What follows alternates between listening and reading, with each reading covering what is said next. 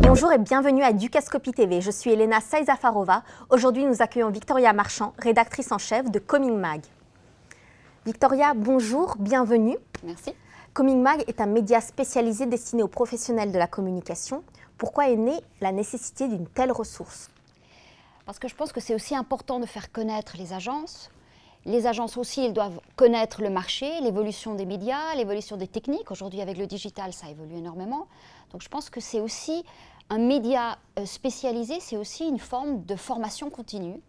Une fois qu'on est sorti de l'Uni, une fois qu'on a créé son agence, une fois qu'on est dans le business, ben on n'a plus tellement l'occasion de se former, c'est pas évident. Donc la presse professionnelle, je pense qu'elle a aussi cette fonction de, surtout dans une période de digitalisation où tout change, ben aussi de former les gens, c'est une aide. Je pense que c'est très important. Donc un but de formation C'est d'information et de formation parce que tout change. Et que demain, on ne sait pas quels seront les nouveaux outils. Et déjà aujourd'hui, les gens ne connaissent pas tout. Donc c'est important de connaître les nouveaux acteurs. Il y a beaucoup de nouveaux acteurs qui sont arrivés sur le marché parce qu'il y a eu des agences web qui sont créées. Après, il y a des agences digitales. Maintenant, on a des agences médias très spécialisées digitales. Donc on a de plus en plus d'acteurs et tout le marché du web je dirais, se spécialise. Donc c'est important que les annonceurs, que les responsables marketing qui travaillent pour des marques aient le spectre et l'information des gens, tous les prestataires qu'ils peuvent trouver sur leur marché. Et concrètement, quel est le fil conducteur et le public cible du magazine? Alors le public cible, c'est vraiment, pour moi, j'ai trois publics. Premièrement, c'est le responsable marketing qui travaille pour une marque. Celui-là, il doit faire des campagnes et il doit connaître quelles sont les agences, autant créatives qu'agences digitales, agences web, qui c'est qu'il y a sur le marché. Après, il doit aussi comprendre l'évolution. On est passé d'une logique de cross-média à une logique de transmédia. On ne fait plus de la communication de la même manière. Donc, il doit aussi comprendre. Et après, il y a aussi toutes les techniques marketing, tous les nouveaux outils de tracking qu'on a sur des sites, les cookies, les nouvelles plateformes. Tout ça, c'est des choses très techniques qu'il faut aussi qu'ils connaissent pour pouvoir aussi, eux, améliorer la performance de toute leur communication. Et quelle est votre stratégie de développement? Alors, au départ, j'étais qu'un magazine. Après, on a créé le site. Après, avec les réseaux sociaux, j'étais tout de suite sur les réseaux sociaux parce que c'est aussi une forme pour moi d'élargir mon public.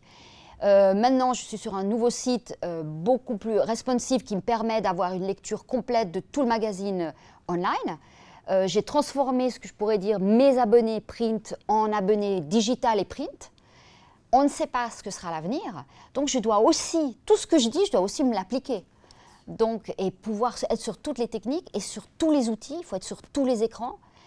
Et je pense que c'est drôle parce que le magazine qui était à la base, la clé, aujourd'hui est devenu comme un cadeau, on peut dire. Et avec le recul, j'aimerais maintenant voir aussi les chiffres. Finalement, comment est-ce que les gens vont utiliser le magazine alors qu'ils peuvent lire les articles en ligne? C'est vraiment une interrogation que j'ai. Mais je pense que le print restera quand même quelque chose de très classique. C'est quelque chose qui aura quand même aussi une valeur. Mais voilà, une évolution, puis après, publicitairement, ça va aussi avoir une incidence, quoi. Tant qu'on pourra faire du print, on le fera. En tant qu'experte, pouvez-vous nous dire comment le concept et le style de communication déterminent la réussite d'une entreprise? Alors, je pense qu'aujourd'hui, déjà, ne pas communiquer, c'est déjà une erreur. Plus personne ne peut se permettre de ne pas communiquer. Moi, très souvent, je suis en contact de PME qui me disent « mais moi, je n'ai rien à dire ». Ce n'est pas vrai, tout le monde a quelque chose à dire. Quelle que soit l'information, vous devez au moins avoir un site qui explique qui vous êtes. Les réseaux sociaux, je peux comprendre, il n'y a pas besoin d'aller sur tous. Mais si vous êtes très spécialisé, allez au moins sur LinkedIn. Facebook, c'est plus compliqué. Mais si vous avez des produits B2C, il faut que vous soyez sur Facebook. Sinon, n'importe qui peut prendre votre place et le nom de votre marque et commencer à parler à votre place. Après, je veux dire, vous devez communiquer aussi à travers de la publicité, que ce soit sur des médias peut-être classiques, mais aussi online. Donc, je veux dire, il y a toute forme de communication. Le RP, c'est aussi de la communication. Un événement, c'est aussi de la communication. Donc, tout le monde a des clients. Il faut voir quel est votre client, comment vous pouvez lui parler, qu'est-ce que vous pouvez lui apporter. Je pense que dire aujourd'hui, je vais rester dans mon petit coin secret, j'ai assez de clients, je veux personne, je connais personne qui fait ça. Mais selon vous, quelles sont les clés d'une communication fructueuse? Alors les clés, c'est très difficile parce qu'il faut déjà accepter, une fois que vous descendez dans l'arène de la communication, il faut accepter les règles de la communication. On ne peut pas un petit peu communiquer et pas communiquer. Il faut être cohérent avec ce qu'on fait. Je pense que ça, c'est la clé. Il faut être transparent. Si vous dites une chose, vous devez prouver que vous le faites. Et être cohérent dans votre communication. Vous ne pouvez pas, en fonction de chaque fois que vous changez d'agence, changer complètement de style, tous les 6 mois avoir un nouveau logo, avoir une nouvelle affiche, avoir une nouvelle stratégie de communication, ce n'est pas possible. De toute façon, tout ça coûte très cher, donc il vaut mieux réfléchir avant de faire des choses et après vous tenir et essayer de faire des choses un peu sur la durée pour que les gens s'habituent à ce que vous faites, à ce que vous êtes. Vous ne pouvez pas changer tout le temps. Donc les gens ne sont pas fous, ils détectent très bien les concepts publicitaires, ils comprennent très bien. Et quand on communique, c'est souvent parce qu'on a quelque chose à dire, on a aussi un problème.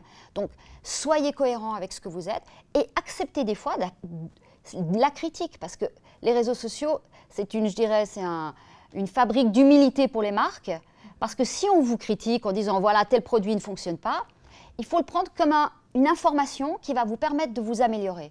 Il ne faut pas vous braquer et dire mon Dieu mais pourquoi je n'aurais jamais dû venir là. Non, dire merci, ça peut vous rendre service d'apprendre de quelqu'un que quelque chose chez vous ne fonctionne pas. Victoria, merci beaucoup pour toutes ces précisions et toutes ces informations. Merci à vous. Merci d'avoir regardé Dukascopy TV. À très bientôt.